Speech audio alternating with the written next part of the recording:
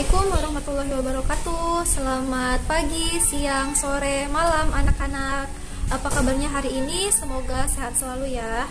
Pada video kali ini, Ibu akan menjelaskan materi PKN kelas 11 bab pertama dengan judul Harmonisasi Hak dan Kewajiban Asasi Manusia dalam Perspektif Pancasila. Jadi, Pancasila sebagai ideologi dasar negara kita punya pandangan tersendiri mengenai hak asasi manusia dan kewajiban asasi manusia dalam konstitusi negara kita. Untuk pemahaman lebih lanjut, ditonton video Ibu sampai habis. Oke? Besar materi kita hari ini yaitu hak asasi manusia dan kewajiban asasi manusia. Supaya lebih enak, Ibu singkat aja hak asasi manusia dengan HAM dan kewajiban asasi manusia dengan KAM. Oke, kita masuk materi makna HAM atau hak asasi manusia. Hak asasi manusia adalah hak dasar manusia menurut kodratnya atau sesuai dengan fitrahnya. Dalam Undang-Undang RI Nomor 39 Tahun 1999, hak asasi manusia adalah seperangkat hak yang melekat pada hakikat dan keberadaan manusia sebagai makhluk Tuhan yang Maha Esa dan merupakan anugerahnya yang wajib dihormati, dijunjung tinggi, dan dilindungi oleh negara, hukum, pemerintah, dan setiap orang demi kehormatan serta perlindungan harkat dan martabat manusia. Itu pandangan UU RI mengenai hak asasi manusia. Pada diri manusia melekat 3 hal. Yang pertama, hidup. Jadi, kalau manusia sudah dilahirkan di dunia, manusia itu memiliki haknya sendiri untuk melanjutkan kehidupannya. Lalu yang ketiga, kebebasan. Manusia adalah satu jiwa yang berbeda, yang beragam. Maka manusia memiliki kebebasan, baik itu dalam berekspresi, lalu berpandangan politik, bersuara, beragama, dan lain sebagainya. Manusia punya hak untuk kebebasan tersebut. Namun di Indonesia, kebebasan tersebut tidak bebas sebebas-bebasnya atau bablas. Namun ada juga aturan yang mengatur kebebasan tersebut agar hidup lebih teratur kan. Dan yang ketiga, yaitu kebahagiaan. Kebahagiaan adalah kebutuhan dasar manusia tentang batin atau jiwa. Manusia mana yang gak kepengen bahagia, ya kan? Maka manusia punya hak untuk bahagia. Ciri-ciri HAM ada 4. Yang pertama, hakiki atau sudah ada sejak lahir.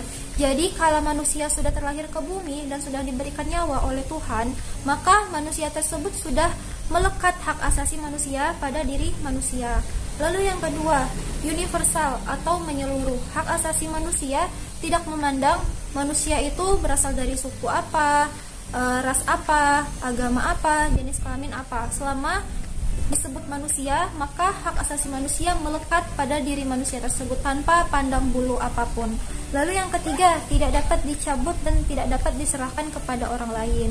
Kita sekarang hidup di zaman merdeka, bukan lagi hidup di zaman perbudakan. Maka kita nggak berhak tuh untuk mencabut. Ya udahlah, hak HAM kau yang sebelumnya aku punya aku kasih ke si Ono. Itu nggak bisa, gitu ya. Lalu yang keempat, tidak dapat dibagi.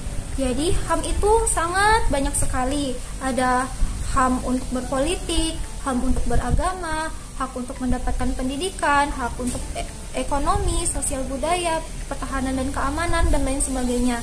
Itu nggak dapat dibagi. Ya udah, kamu aku kasih HAM untuk sosial budaya aja, tapi yang lain-lain kamu nggak boleh. Itu juga keliru. Jadi ciri-ciri HAM ada 4 tadi: hakiki, universal, tidak dapat dicabut dan diserahkan, dan keempat, tidak dapat dibagi. Makna kewajiban asasi manusia atau kita singkat KAM. Kewajiban adalah segala sesuatu yang harus dilaksanakan dengan penuh tanggung jawab. Kewajiban berarti ya wajib, kita punya tuntutan untuk melaksanakan itu dan harus kita laksanakan. Kalau enggak, ya kita bakal dapat timpalannya lah, entah itu teguran, hukuman, dan lain sebagainya. Gitu ya. Hak asasi manusia dan kewajiban asasi manusia memiliki hubungan kausalitas atau sebab akibat. Kita harus melaksanakan kewajiban asasi manusia kita atau HAM kita untuk berhak mendapatkan HAM kita atau hak asasi manusia. Dalam pasal 1 ayat 2 UU RI nomor 39 tahun 1999 tentang hak asasi manusia menyatakan, kewajiban dasar adalah seperangkat kewajiban yang apabila tidak dilaksanakan tidak memungkinkan terlaksananya dan tegaknya hak asasi manusia. Seperti yang Ibu bilang, kausalitas tadi, kalau kita ngelaksanain HAM, kita dapat HAM kita. Ya, hak dan kewajiban asasi tidak dapat dipisahkan, selalu berjalan. Kalau seandainya HAM kita nggak jalan, pasti ada sesuatu yang salah dengan kewajiban asasi manusia kita. Kita masuk materi substansi hak dan kewajiban asasi manusia dalam Pancasila. Oh, rupanya Pancasila memberikan substansi atau bagian-bagian terhadap HAM dan KAM. Apa aja sih itu? Ada 3 substansi dari HAM dan KAM tadi. Yang pertama adalah nilai dasar, yang kedua adalah nilai instrumental, dan yang ketiga adalah nilai praksis. Kita masuk ke nilai dasar. Nilai dasar adalah nilai pokok yang bersifat universal, sehingga di dalamnya terkandung cita-cita, tujuan, serta nilai-nilai yang baik dan benar. Karena HAM dan KAM ini sesuai dengan Pancasila, maka nilai dasar dari HAM dan KAM ini ada 5 sesuai dengan sila Pancasila. Sila yang pertama adalah ketuhanan yang Maha Esa. Maka nilai dasarnya adalah nilai ketuhanan, yaitu menjamin hak kemerdekaan untuk memeluk agama, melaksanakan ibadah, dan kewajiban garis besar atau dilingkarin untuk menghormati perbedaan agama. Jadi di nilai dasar itu kita punya hak untuk memeluk agama dan melaksanakan ibadah. Namun kita juga wajib untuk menghormati dan menghargai perbedaan agama. Sila yang pertama berlambang bintang emas dengan latar belakang hitam. Lalu yang kedua yaitu sila kemanusiaan yang adil dan beradab. Maka sila ini nilai dasarnya adalah nilai kemanusiaan. Maknanya yaitu setiap warga negara memiliki hak pada kedudukan yang sama dalam hukum, serta memiliki kewajiban dan hak-hak yang sama untuk mendapatkan jaminan perlindungan hukum. Kemanusiaan yang adil dan beradab. Jadi manusia harus menjamin dirinya berbuat sesuatu yang adil dan juga sesuai dengan adab yang berlaku di masyarakat kita. Lambang dari kemanusiaan yang adil dan beradab atau sila yang kedua adalah lambang rantai. Lambang rantai yang bulat yang tidak terputus. Ya, jadi manusia harus saling menjunjung tinggi harkat dan martabat manusia serta menjalankan hukum yang adil. Dan lambang banteng ini kalau kita lihat mata rantainya itu berbeda antara satu dengan yang lain. Ada yang bulat dan ada yang petak. Kalau yang bulat itu artinya perempuan, sedangkan yang petak itu artinya laki-laki. Baik perempuan dan laki-laki sama tuh di mata hukum dan sama-sama punya tugas dan hak yang sama untuk menjamin kemanusiaan yang adil dan beradab. Lalu sila yang ketiga adalah Persatuan Indonesia.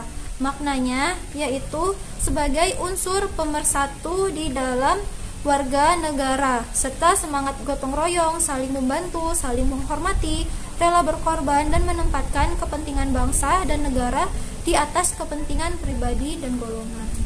Persatuan Indonesia, maka nilainya adalah nilai persatuan gitu ya. Diingat nilai persatuan. Dan lambang dari sila yang ketiga adalah lambang pohon beringin. Maknanya adalah pohon beringin adalah pohon yang kokoh, yang besar, yang teduh. Itu sebagai tempat kita warga negara Indonesia yang beragam untuk berlindung di pohon yang besar tersebut. Dan mata rantai dari pohon tersebut panjang, kuat, dan menjalar. Itu juga sebagai makna bahwa persaudaraan kita juga kuat. Terus sila yang keempat yaitu kerakyatan yang dipimpin oleh hikmat kebijaksanaan dalam permusyawaratan perwakilan. Ini maknanya adalah kehidupan pemerintahan, bernegara, dan bermasyarakat secara demokratis. Nilai dari sila yang keempat adalah kerakyatan. Kerakyatan yang dipimpin oleh hikmat, kebijaksanaan dalam permusyawaratan perwakilan. Jadi dengan kata lain, singkatannya itu adalah demokrasi. Gitu. Jadi segala sesuatu kerakyatan itu melalui musyawarah dan kebijakan yang dipilih oleh pemerintahan negara kita. Yang tadi sila yang ketiga Persatuan Indonesia itu lambangnya adalah Bhinneka Tunggal Ika atau semboyan negara kita persatuan. Kita ngulang tadi ya. Lalu yang kelima yaitu keadilan sosial bagi seluruh rakyat Indonesia. Maka nilai dasar sila yang kelima adalah nilai keadilan. Maknanya adalah rakyat Indonesia mengakui hak milik perorangan dan dilindungi pemanfaatannya oleh negara serta memberi kesempatan sebesar-besarnya kepada masyarakat. Dan lambangnya adalah padi dan kapas. Jadi keadilan itu adalah kebutuhan dasar manusia. Padi dan kapas sebagai kebutuhan pokok dan kapas sebagai kebutuhan sandang kita berpakaian. Kita butuh makan dan kita butuh untuk menutupi aurat atau tubuh kita, bagian-bagian tertentu di tubuh kita.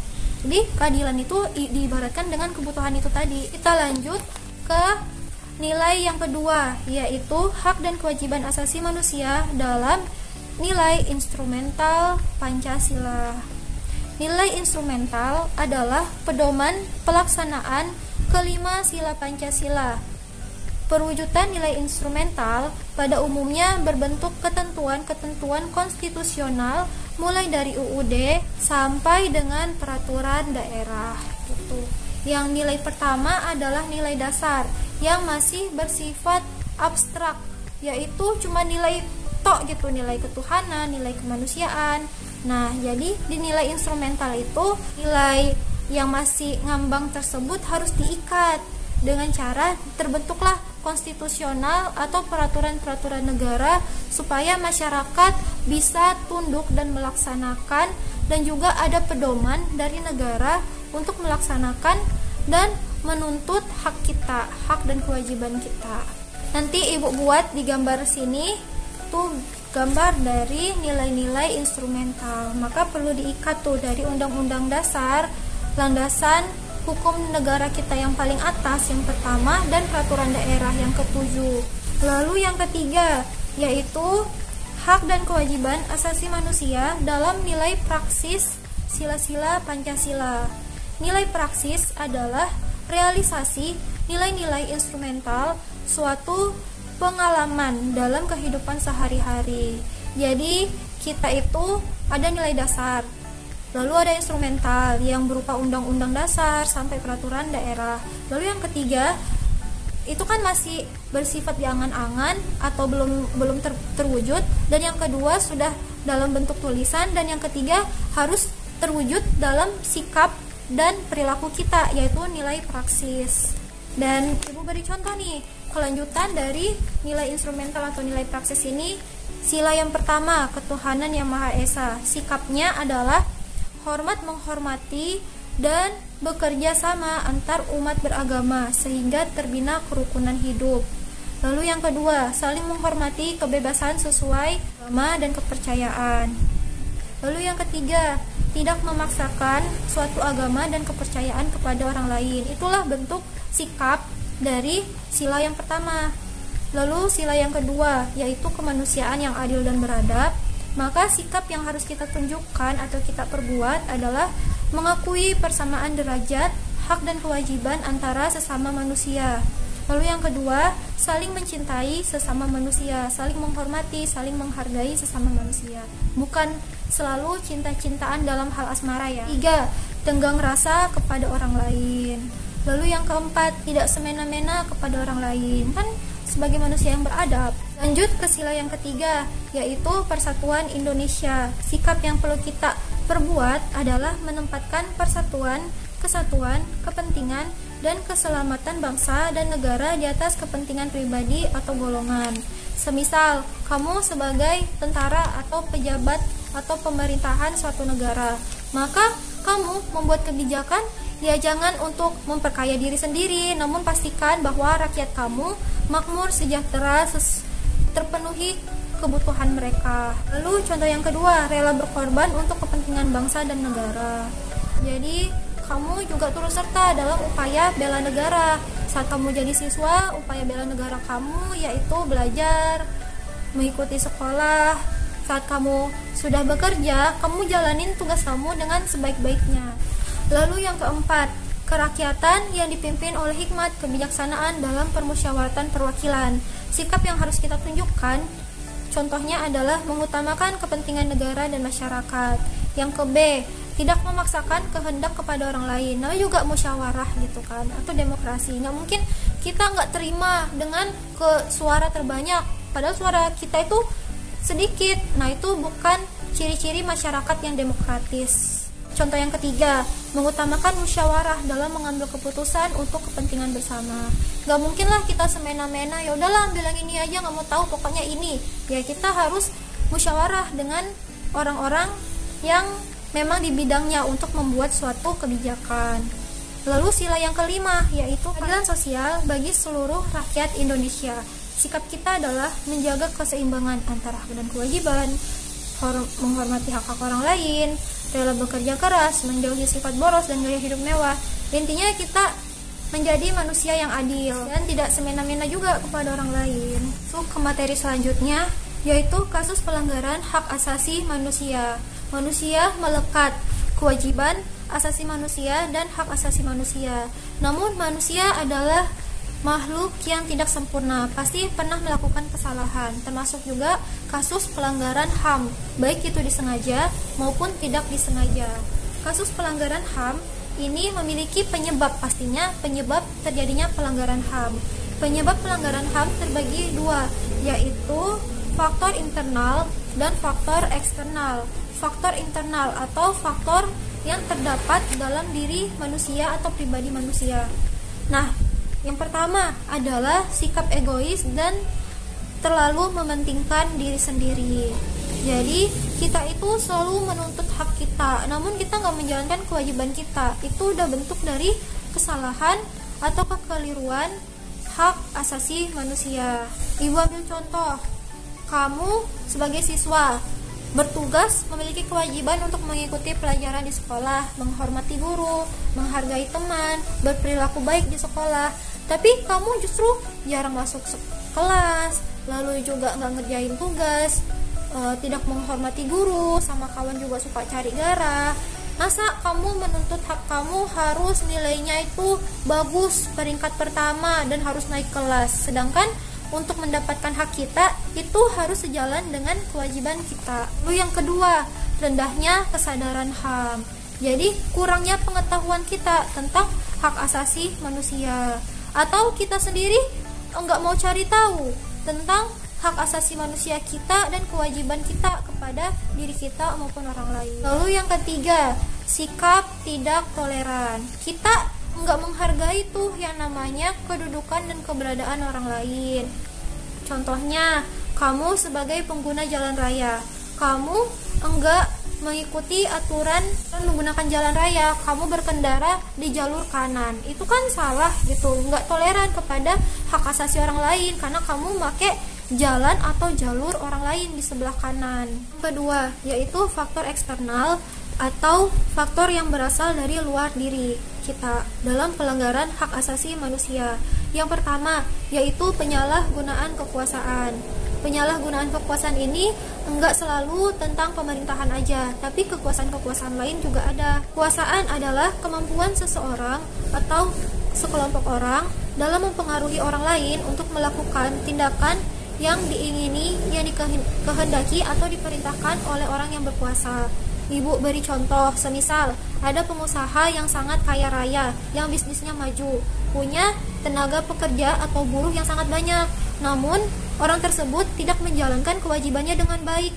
Dia memeras buruhnya dengan waktu kerja yang sangat banyak, tenaga yang dihabiskan sedemikian rupa. Namun buruhnya tidak mendapatkan gaji atau upah yang layak dengan apa yang dia lakukan. Itu termasuk pelanggaran hak kepada orang lain dan pelanggaran kewajiban dirinya kepada orang lain gitu ya. Lalu yang kedua, ketidaktegasan aparat penegak hukum, semisal itu polisi, hakim, jaksa, dan lain sebagainya. Orang tersebut tidak tegas, tidak berani, atau hukum tersebut bisa dibeli gitu kepada orang-orang yang emang berniat melanggar, jadi sama-sama melanggar, dan hal tersebut tidak berjalan dengan baik, jadi melanggar orang lain juga. Semisal ada orang yang korupsi, mengambil uang rakyat, namun baik itu kepolisian atau kehakiman bisa membeli hukuman tersebut, sehingga orang tersebut tidak dikenakan hukuman, sehingga rakyat atau siapapun yang berseberangan dengan orang yang salah tersebut dirugikan. Lalu yang ketiga, yaitu penyalahgunaan teknologi.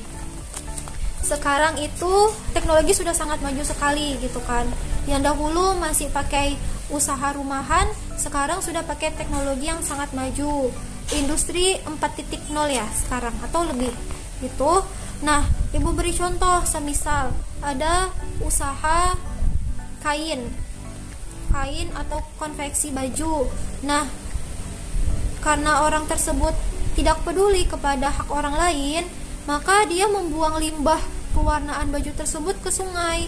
Hal tersebut pastinya merugikan orang lain atau melanggar hak orang lain. Orang lain yang seharusnya bisa menggunakan air bersih sungai justru jadinya kotor, atau hewan-hewan jadi mati, atau buang sampah aja itu juga udah melanggar hak orang lain. Kita juga melanggar kewajiban kita dong. Lalu yang keempat, kesenjangan sosial dan ekonomi yang tinggi. Ya, itu udah fenomena atau realita di masyarakat kita ya.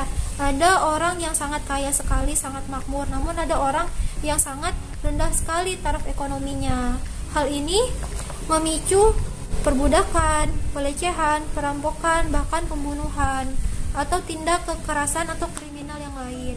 Makanya kita punya kewajiban semisal membayar pajak, atau dalam Islam juga membayar zakat, sedekah, dan lain sebagainya. Sehingga atau pemerintah sendiri memberi bantuan sosial kepada masyarakat. Sekian materi singkat dari Ibu mengenai harmonisasi hak dan kewajiban asasi manusia dalam perspektif Pancasila. Semoga materi yang Ibu berikan bermanfaat bagi kita dan kita menjadi masyarakat atau warga negara Indonesia yang baik, yang melaksanakan kewajiban kita dengan tepat dan berhak untuk menerima hak asasi manusia kita dengan baik. Ya, jika Ibu ada salah atau kekeliruan, Ibu minta maaf. Kalian boleh koreksi Ibu di kolom komentar atau chat Ibu Japri di WA. Terima kasih. Assalamualaikum warahmatullahi wabarakatuh.